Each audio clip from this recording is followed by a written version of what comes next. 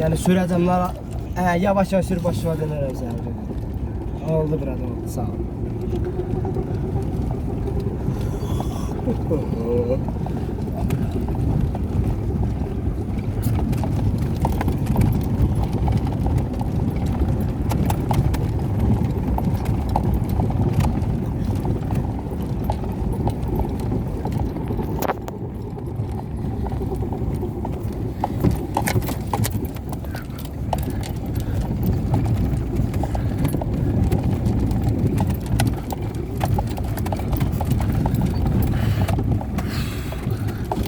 Kan dia agak kalau yang dia boyong boyong itu terlepas nanti.